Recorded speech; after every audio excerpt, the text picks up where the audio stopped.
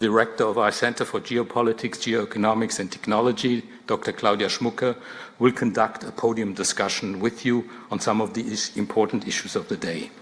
After that, the floor will be open to questions from the audience.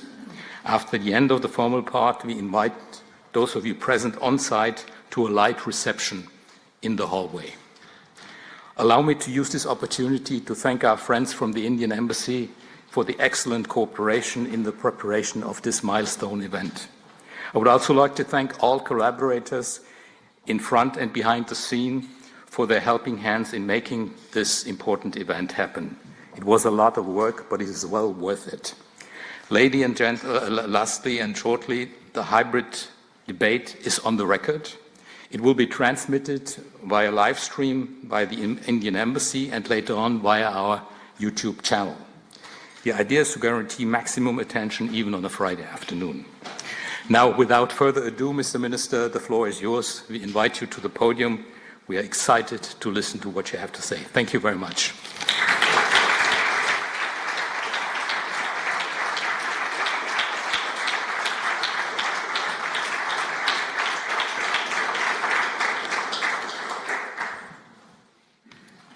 Dr. Rolf Nickel, distinguished guests, ladies and gentlemen, it's really a great pleasure to be with all of you this evening. I thought I'd make a few remarks to set the context and perhaps spend more time in a conversation. It's normally makes it more interesting for the audience and certainly more valuable for me. And let me begin, first of all, by drawing your attention to the logo behind me. I'm here in many ways to underline the 25th anniversary of our strategic partnership. I'm also here at a time when there's a new government in Berlin. It was my great privilege to talk to my German counterpart, Minister Wadefull, on his first day in office. I mean, I had spoken to him before, but still on the first day in office. And to be here early in the tenure of this government so that we really lose no time in forging a pathway towards taking, after 25 years, to look at the next 25 years and really see where we can take our relationship. I feel a particular kinship for DGAP because I looked out there and found we were invented in the same year. I'm just as old as this organization. But let me start really with the state of the world, because I think relationships between big countries and between regions must necessarily be shaped by the larger context, the global context, which they see. And I'm sure none of you would dispute today that this is a period of considerable political uncertainty, of great economic volatility, of technology concerns which may sometimes lead to descriptions like the chips war, but really much deeper when one looks at the immense possibilities and the considerable challenges of artificial intelligence, what the AI era holds for international relations, but for each one of us personally, is something which I think is still not exactly visible. We obviously today are focused not just in terms of production where technology is concerned, but even more so in its deployment and its influence on societies and international relations. So the big picture today is really very much a conversation about reliable and resilient supply chains, about enhancing trust and transparency, especially in the digital domain, about realizing the centrality of data to our existence, and perhaps even today to the balance of power, of anxieties about health, food, and energy security, about continuing concerns on climate, because the headlines of the day may be more dramatic, but let's not forget that global warming does not stop because there's a change of government of administration in any capital, of actually worry about poverty, again a subject which has often dropped off the global discourse, and perhaps even a recollection that the damage done by the COVID pandemic is very much there in many parts of the world. So all in all, quite honestly, the global picture that I have to present to you is very challenging, it's very difficult, and for that reason, I would argue that the partnership between India and Germany, and between India and the European Union, of which Germany is the crucial member, the invaluable member, has acquired an importance and a salience much more than it has ever had before. Now, this morning, I arrived here yesterday. I've been reasonably busy since then. I had the honor to call on the Chancellor this morning. I had a very, very good discussion with my counterpart, Mr. Johan Wadephul. I met the Energy and Economics Minister, Katarina Reisch. I met the Foreign and Security Affairs Advisor, Dr. Sauter. A number of members of Parliament who have been traditionally very, very supportive of the development of our ties. And I'm meeting all of you. So the reason I stress this is at this time, it's important we start thinking, yes, 25 years of strategic partnership, many things have gone well, maybe we have not fully realized the potential of our ties. Possibly in the new context, there is much more that we can do. And that's really the frame of mind with which I have come to Berlin and engaged in the conversations today. So what is it that we can do to upgrade our relations? And I would flag for your attention a set of issues, and I hope we can take it forward in the conversation. Perhaps a good start would be defense and security. We've had sort of an off and on relationship here. There have been times, decades ago, when there were actually active defense ties between us. Then for whatever reason, there've been, there's a certain conservatism about taking it forward. But I have seen that in the last few years, once again, there is a realization in both countries that there is something that we have to offer to each other, and the defense and security of both countries would be very much stronger through our cooperation. And we see this reflected in exercises, in the visits of German ships to the Indo-Pacific and to Indian ports. We see it reflected in enhanced export licensing practices, in discussions whether there can be further technology and equipment collaboration between our countries. And as someone pointed out to me this morning, if you actually look at Germany's defense exports to India, last year saw a very visible pickup. A second area is actually talent and mobility.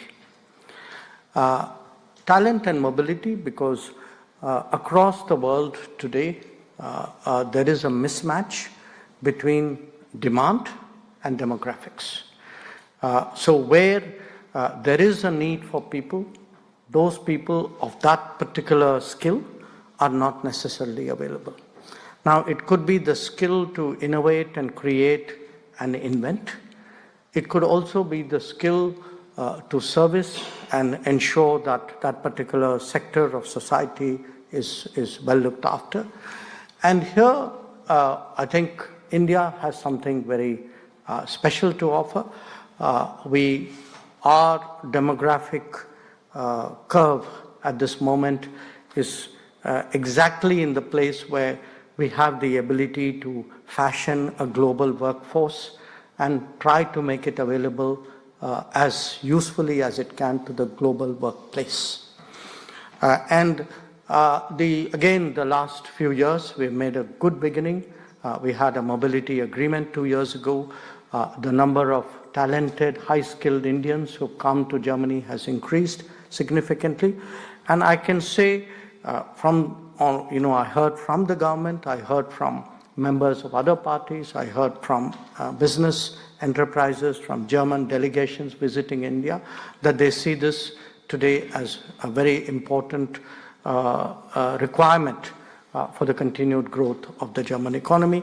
And our efforts certainly would be to prepare this workforce and deploy it in as optimal and mutually efficient way as we can.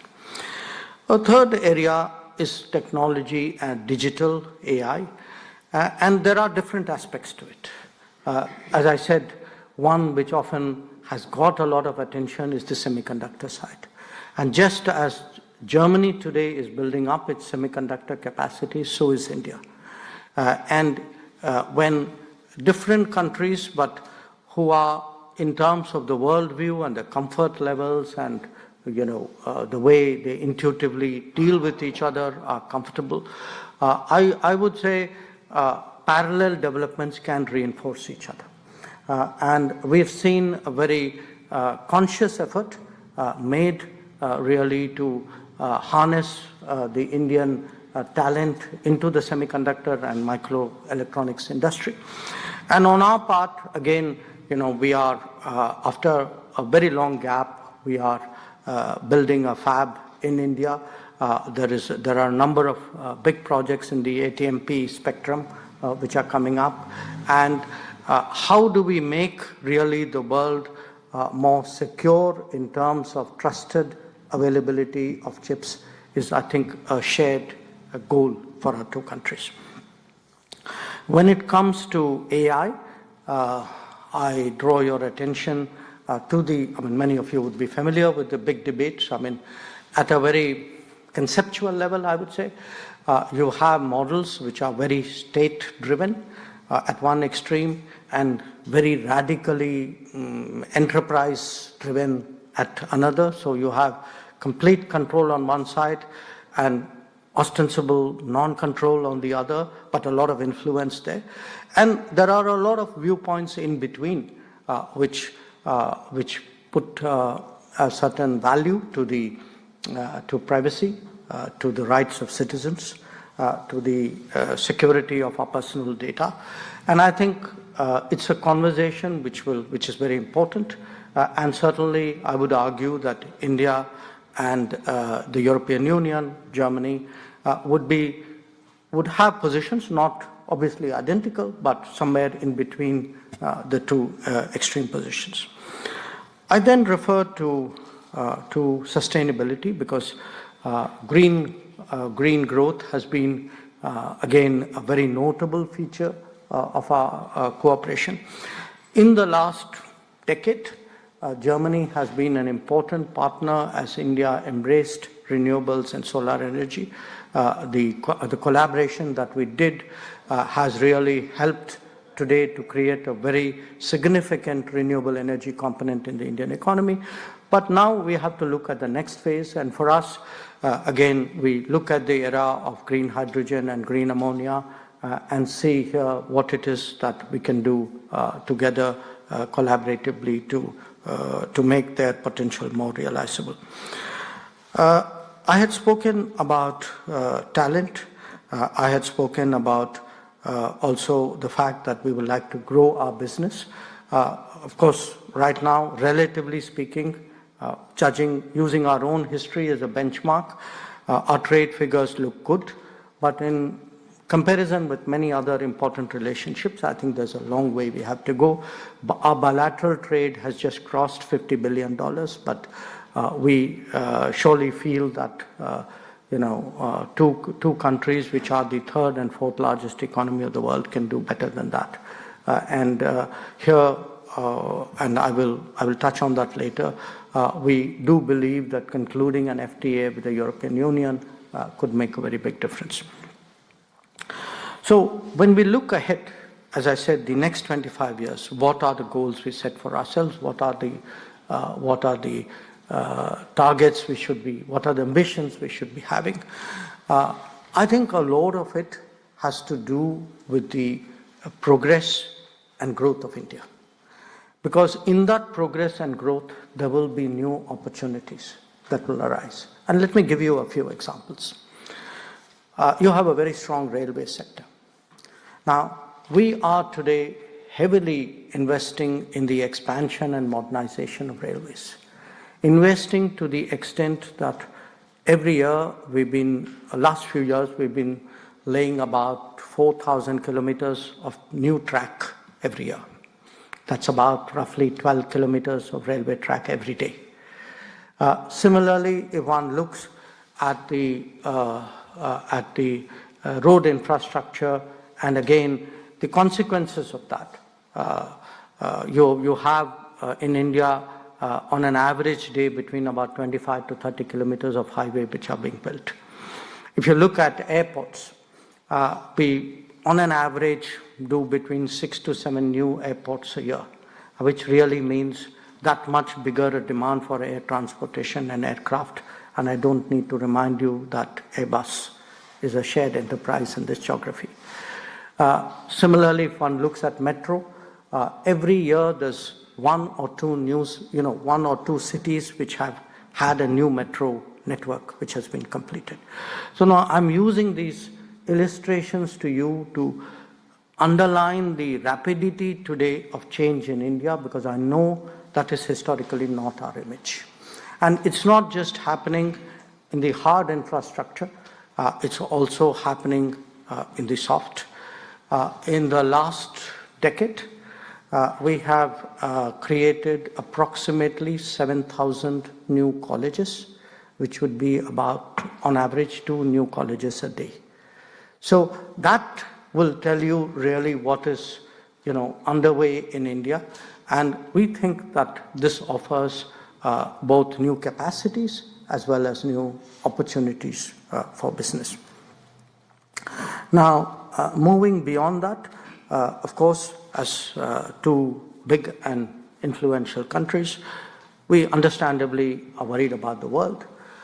We look at it from the viewpoint of our interests, but we also obviously take into account our values, our expectations of the world, which any country would like to see mirrored on how it is at home. That's a very natural trait. And here I would argue that it's important that we find, develop and deepen the common ground between us. We live in different continents. We have different levels of development. Our population size is not the same.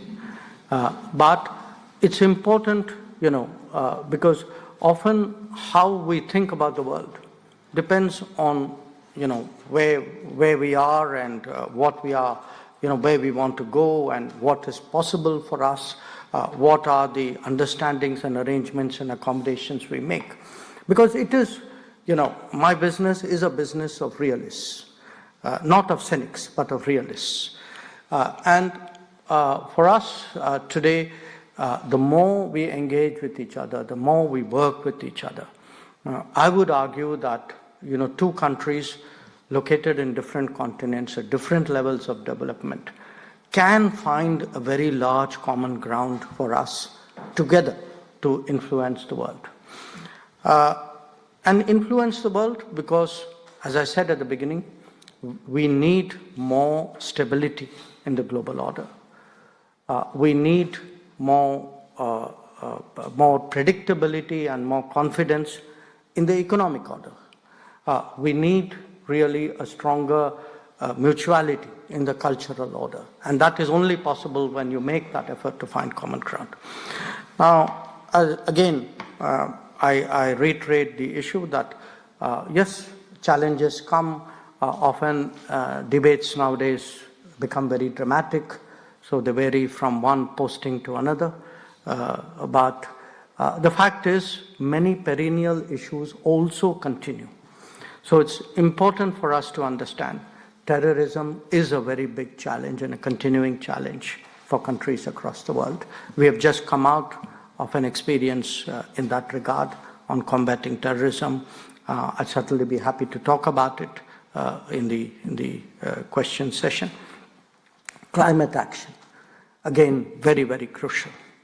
Poverty reduction, connectivity, because we want connectivity which is not controlled by single power, which is in many ways a shared, collaborative global enterprise. Conflicts, I mean, we have right now 2 big conflicts going on in the world simultaneously, each one of which has actually had a profound ripple impact well beyond its region. Reform of the United Nations. Here again, India and Germany are part of a group called G4, which has been trying to press for a much more contemporary United Nations. So there is a global agenda. There should be an effort for deeper conversations. We need to build up a stronger bilateral collaboration. And much of that, in my view, can be achieved or can be furthered by an expeditious conclusion of an India-European free trade agreement. A free trade agreement in today's context, particularly because for the European Union, in many ways it has been a very key pillar of its foreign policy engagements. But I would certainly argue that in today's context, to conclude an FTA agreement has a significance beyond trade, beyond investment, beyond economics. I think it would send a message today that India and the European Union, India and Germany are prepared to come together to, as I say, build a deeper, closer, stronger relationship, so that the next time we put some round number on a chart like that, I think we will have concrete achievements and realized ambitions for us to talk about. So once again, thank you very much. Thank you for your attention, and I look forward to the session.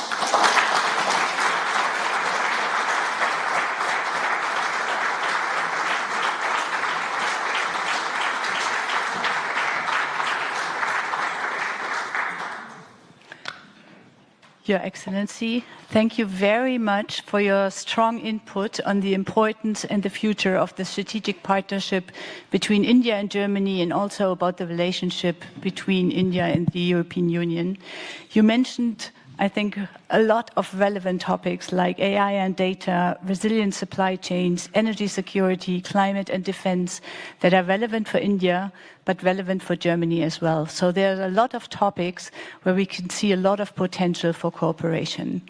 My colleague, Dr. Kira Finke, and I would like to come back to a couple of points and maybe dive deeper into the topics that you already mentioned. As Ambassador Nickel mentioned, we will first have a discussion among ourselves and then later open up the floor to the audience. And I would now hand over to my colleague. Thank you, Minister Jaishankar. I will jump right into the questions if you allow me. So Germany's past government published a focus on India strategy paper. And you have mentioned our strategic partnership. We have now a new government. What are your expectations for our bilateral relations? My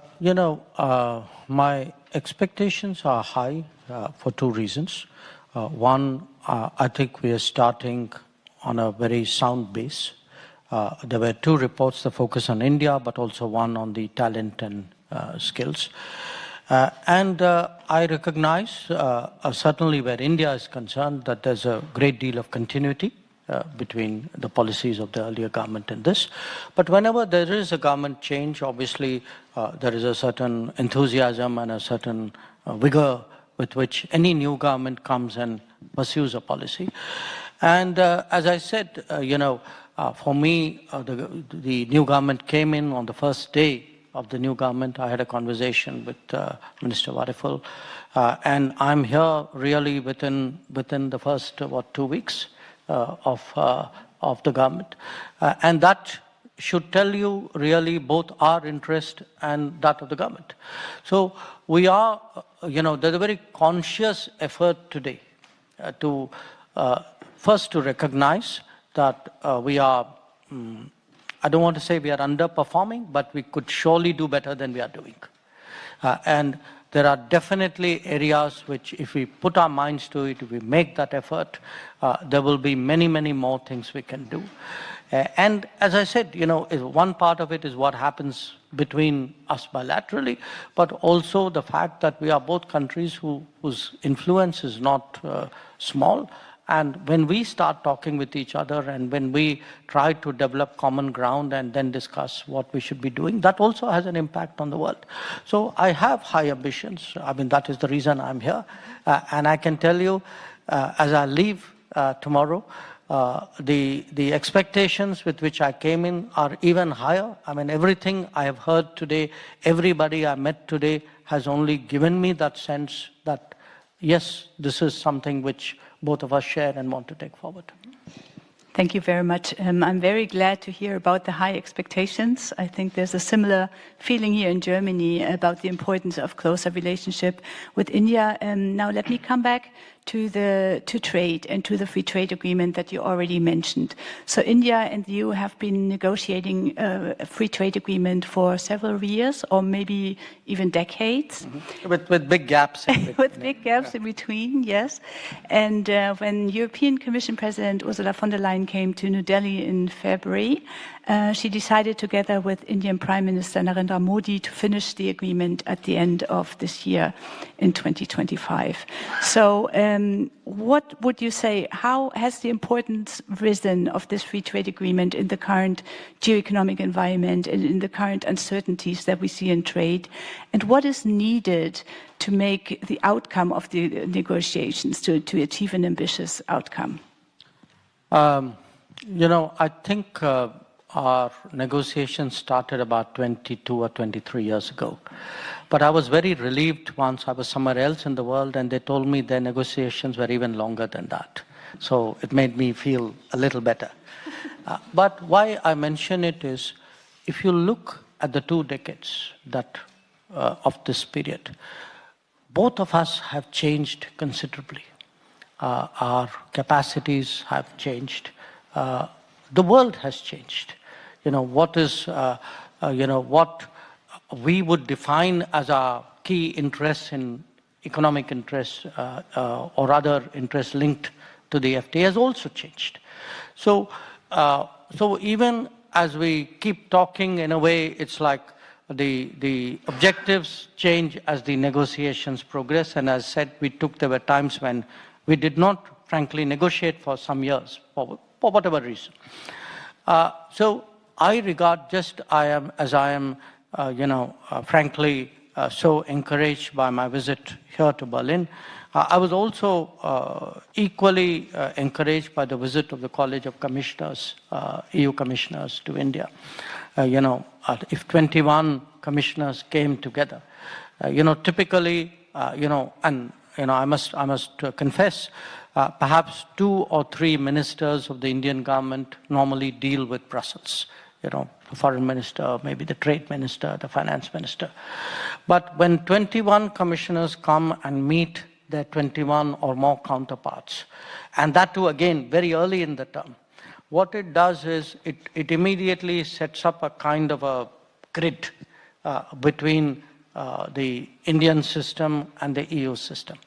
So different parts, all sorts of issues, digital issues, labor issues, sustainability issues, women's development issues, all these start moving because now people are talking to each other instead of funneling everything through 1 or 2 channels. So we very highly value, President von der Leyen's decision to actually bring this whole delegation and spend those 2 days in India so that everybody sits down and gets to know their counterpart and gets to take this forward. In terms of the actual negotiations, it is, my understanding is that it is progressing. I talk regularly to our trade minister. In fact, I spoke to him yesterday. And I think the next few days, it's very likely that he would be again in Brussels. And, you know, it's not my right really to speak about the details of the negotiations because it is not my direct jurisdiction. But I can say this as someone in my career who's involved in complex, stretched out negotiations. First, if there is a political will, if there's a strong political direction to get the job done, I think the negotiators are that much more willing to find solutions than they would. So, they will find a solution rather than do the round and say, okay, when's the next round? Secondly, we have to be, we have to be understanding of each other. As I said, I mean, think about it. The EU, I think, on average, perhaps has a income per capita which is about 20 times, maybe 17, 18 times that of India. So the levels of development, the size of enterprises, they're very different. Now, any negotiation has to take into account realistically the ability and the constraints and the anxieties and the expectations of the other party. There are things we can do, there are things we can't. And that is often a challenge because, when we do multiple agreements, we tend to transpose one onto the other. If you look at, let us say, agriculture, or you look at dairy, we are a country of very small land holdings. People, when they do animal husbandry, have very small number of cattle. So they understandably have issues when confronted with another economy where the scales are so much bigger and therefore the costs and the efficiencies are very different. So I felt earlier on, because I have myself been now for 11 years been monitoring and sometimes involving myself in these negotiations. I feel there is a much more sympathetic understanding on the EU side about what's possible, what is fair, what is realistic. And I hope if that translates into something also creative in a landing point, I feel it's something which, that will allow us to move forward. Thank you. I want to, talk about the issue of climate and development. And India has a net zero emissions goal for 2070, and it has also set out the goal to achieve the developed country status by 2047, 100 years after its independence. How can these goals jointly be achieved, and how could the German-Indo partnership serve green growth? Well, I think in many ways, these are multiple quests. They are autonomous in a way, but they are interlinked, obviously, in a way. And again, these are not linear projections which are made. I think I remember Paris and Glasgow, and I could not have predicted the world today on either occasion. There's been such a unexpected and dramatic turn of to the world economically, politically, in terms of technology, etc. Yes, those are commitments and aspirations and goals. But again, these are realized if you go building block by building block. That's how real things actually happen. They don't happen in a sweeping manner. Let us say, I'm just giving you this as a very handy example. We have one of the largest railways in the world, and as I said, we are expanding it very rapidly. But we have set a net zero target for the railways of 2030. So the more we are able to, let us say, grow greener transportation, So railways and waterways. I mean, in fact, it was one of the subjects which we discussed today in our official meetings. What is it that Germany can do? Because these are both areas where you have very deep strengths. Our waterways are really it's a very small part of our, minuscule part of our transportation system. Because there is a lot of, attention in terms of power generation. Often, that's the way when you start looking at goals and then you say, okay, so how much of it is fossil fuel based? That's one element of it.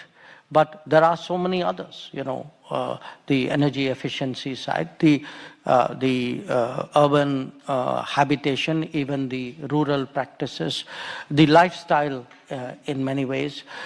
So I think in each of these, there are contributions which our partners can make. Because for us, when we look at Europe, yes, we know, our histories are different and there is a lot which is contrasting.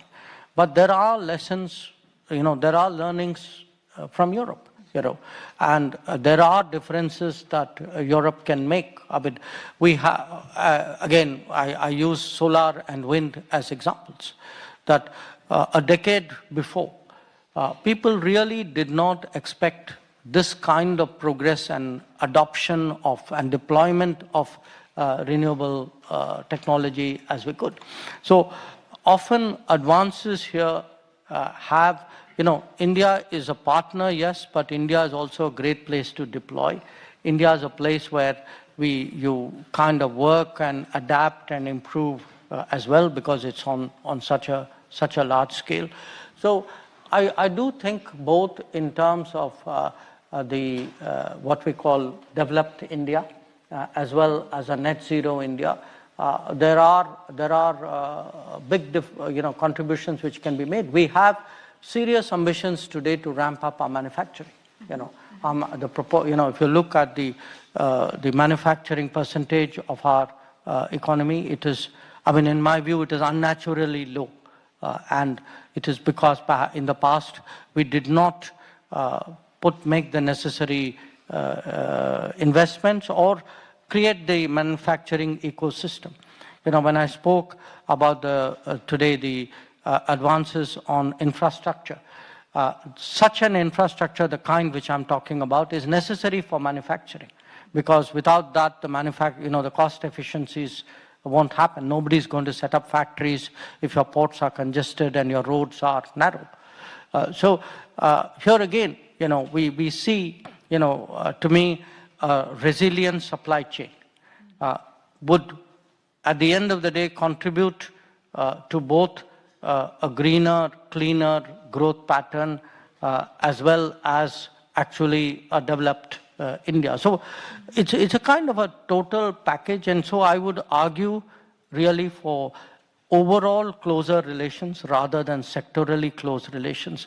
Our vision of a relationship is not just increase the trade numbers. To me, the metric would be, let us say, more academic exchanges, more trade certainly, more, sort of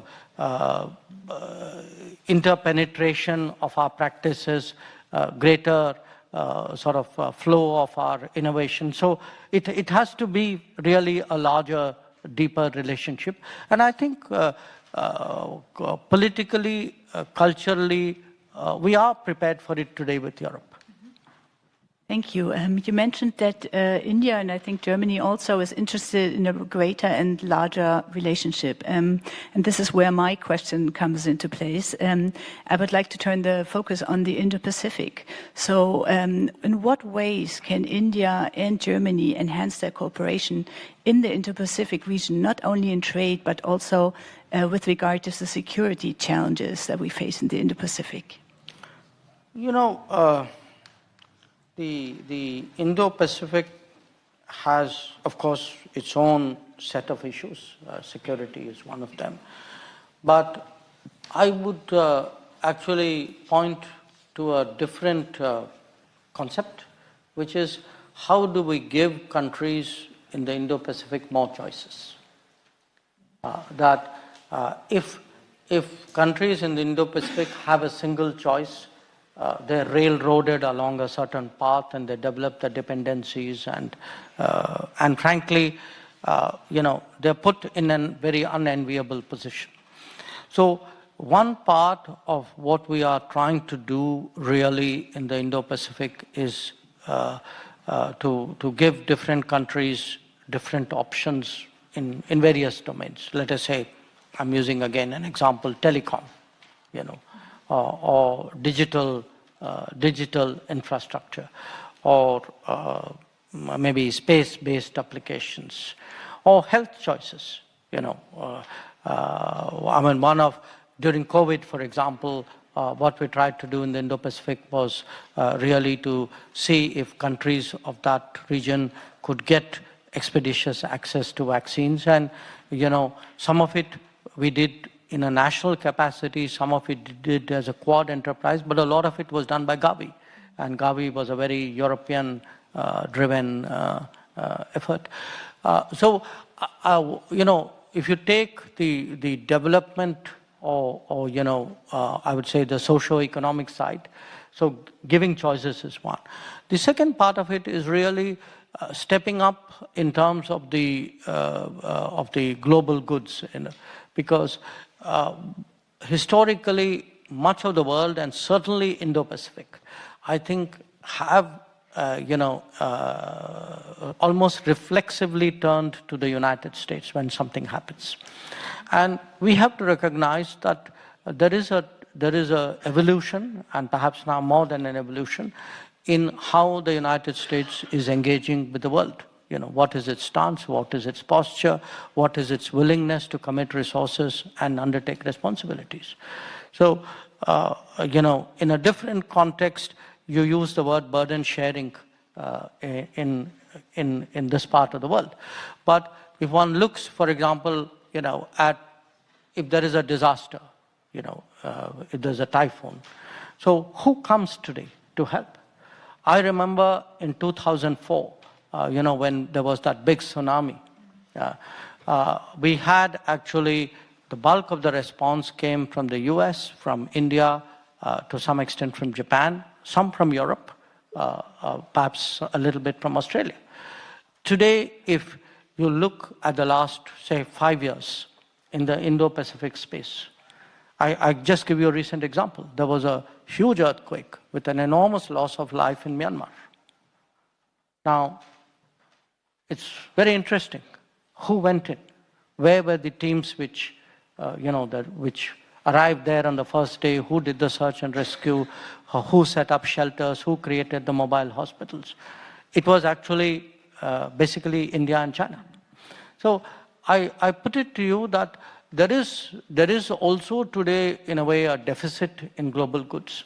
So one part of it is give the choices, but the other part is how do we collectively, collaboratively address many of these needs.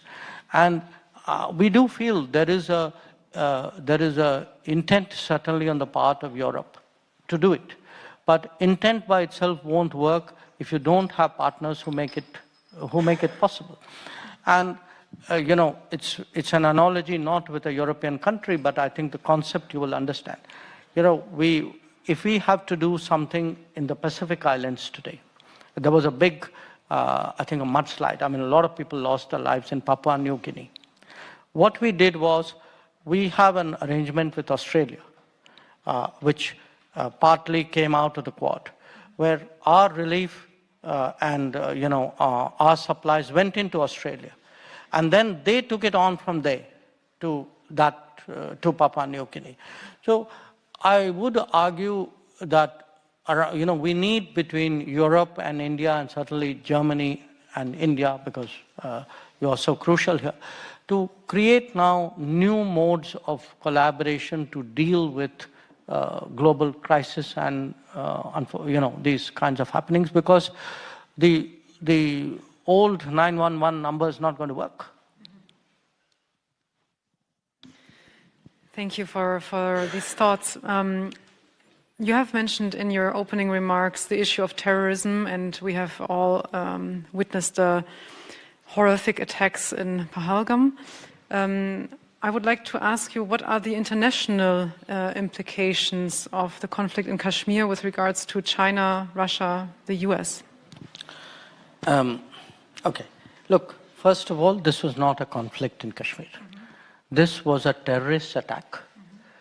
And a terrorist attack which is part of a pattern which has not only targeted the Union Territory of Jammu and Kashmir, but other parts of India as well. So it's very important to clarify, because when you project it as a conflict, you're really putting the perpetrator and the victim, without meaning to, I understand, at the same level. So this was a horrific, particularly brutal terrorist attack, because it was meant to create a fear psychosis and destroy the tourism economy of Kashmir, which is the mainstay. And it was also meant in a way to sow religious discord, the manner in which it was done. So what we were responding to was terrorism. And when we respond to such an attack, I think there was a lot of international understanding. So it was very, to me, it was telling that the UN Security Council, 3 days after the attack, actually issued a statement saying that the people who did it should be brought to justice, they should be held accountable. And that is exactly what we did on the 7th of May. So we targeted terrorist headquarters and terrorist centers. And our campaign is against terrorists. Now, the terrorists in this case happen to be located in the country next door, because that country next door has for many, many years used terrorism as a kind of a tool in its attempts to pressurize us, or call it what you will. In a way, I'm laboring the point, but I'm doing it because, when it comes to terrorism, I think today,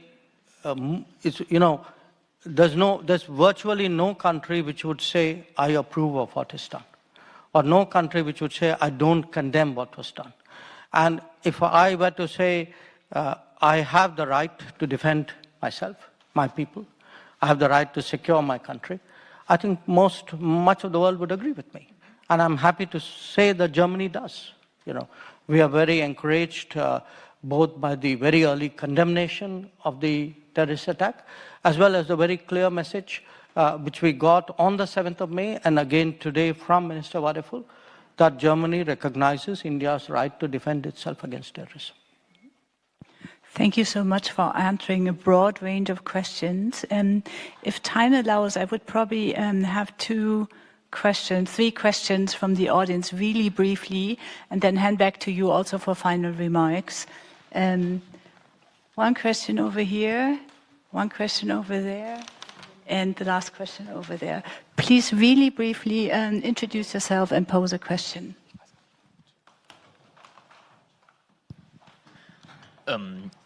Good evening.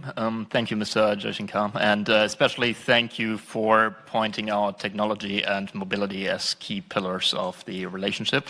I'm Jonas Kepsch, and I'm with Bertelsmann India Investment, a venture capital especially dedicated to investments into Indian technology companies.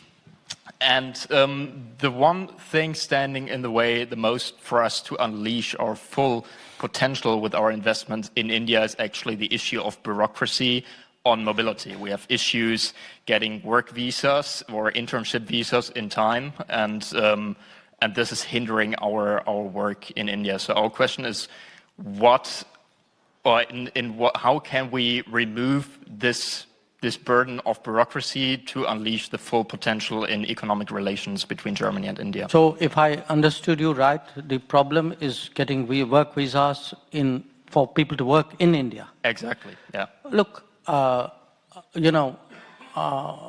obviously in my job, I often get people who have complaints or various levels of dissatisfaction. I understand it. That's what I'm supposed to address. But it would help me if people are specific. Because if you tell me the bureaucracy needs to be better, no question, I would agree with you too. But if you want to solve the problem, honestly, if you could give us some specifics, I have the ambassador sitting here, I'd be very, very happy to address that, because at the end of the day, it's when you solve people, specific problems that policy also changes along with it. And so I invite you to give me the specifics. I encourage the ambassador to make sure that our system, in that he keeps reminding me till we solve your problem. But when I do solve your problem, I also would be very happy if you would talk about it to other people. Thank you so much. So I have two more questions that I would like to collect. The gentleman over there. Maybe a microphone. So I'm Dr. Vivek Arunachalam, Professor for Business Innovations. One of the things that you emphasized was actually creating a kind of improving the relationship between India and Germany is something that you emphasized.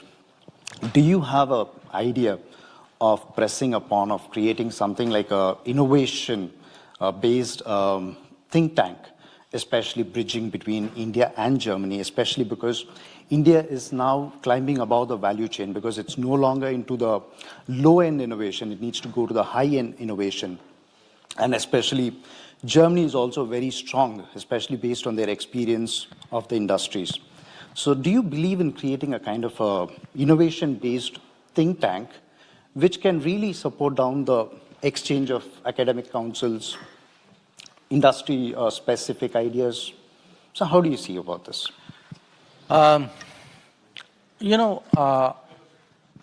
You're not the first person, in a way, who's brought that up. Somebody else some time ago mentioned something similar.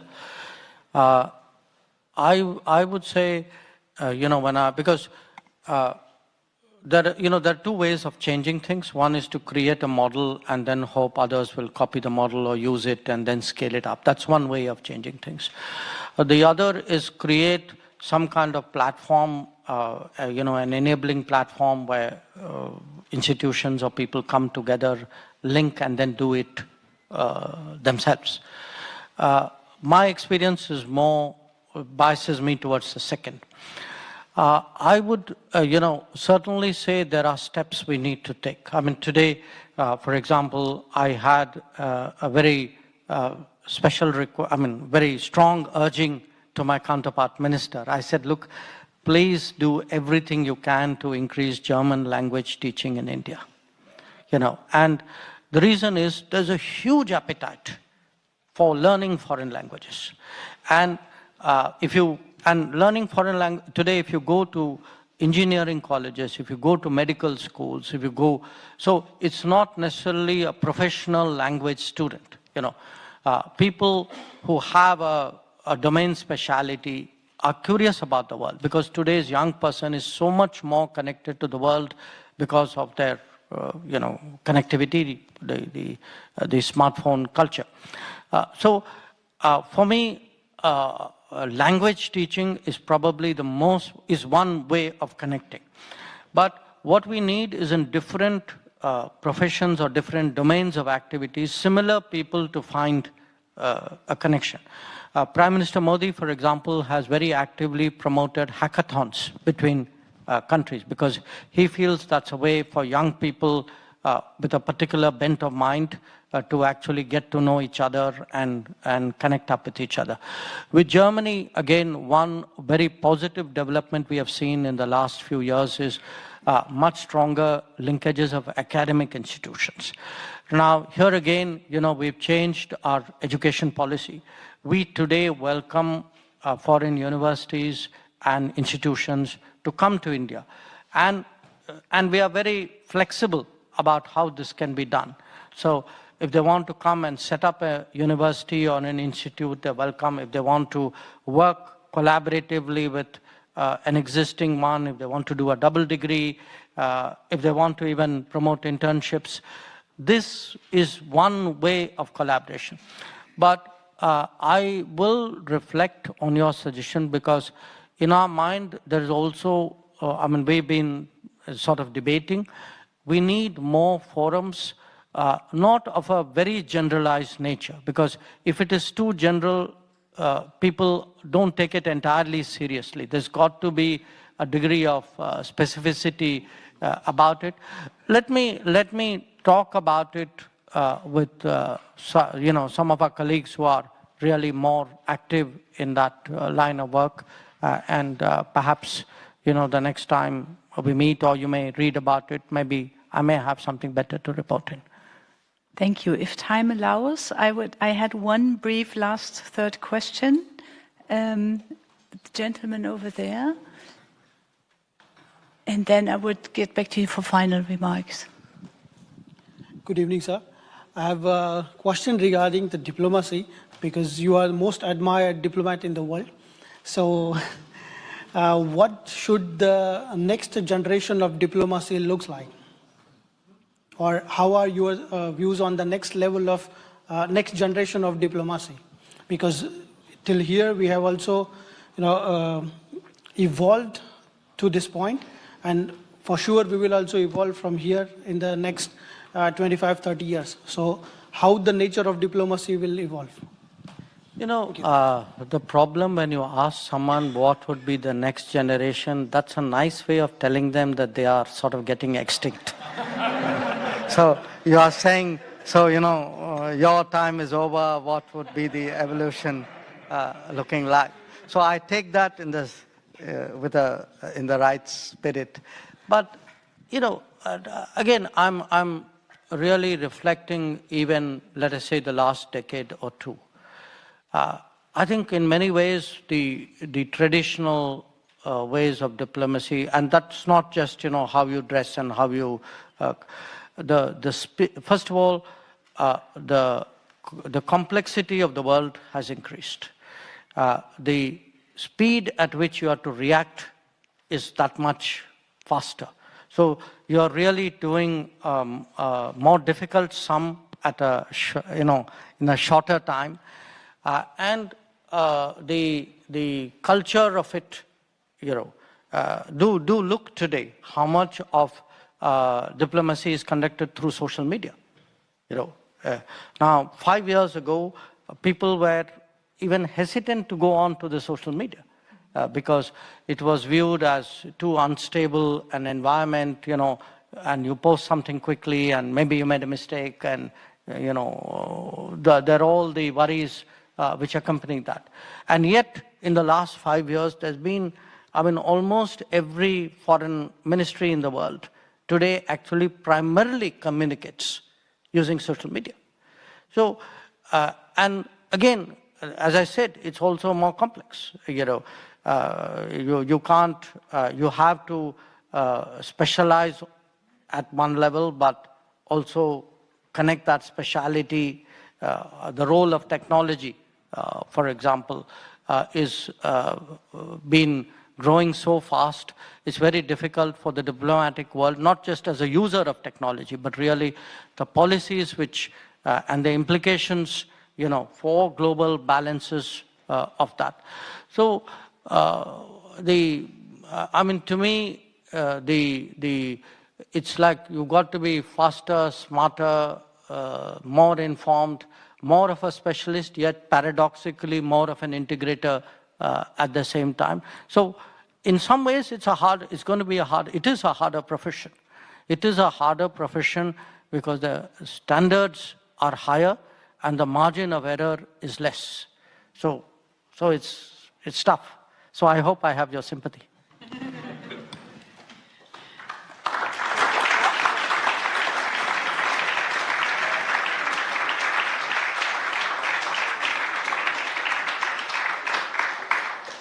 Minister Jaishankar, we are very grateful for your time. It was a very intriguing conversation, and therefore, although you gave us so much time, time was too short. And we take a lot away from this. And I would also like to thank the Indian Embassy who have helped prepare with us this important event. Thank you again for gracing us with your attendance here at DGAP, and we would love to welcome you back again soon. Thank you very much.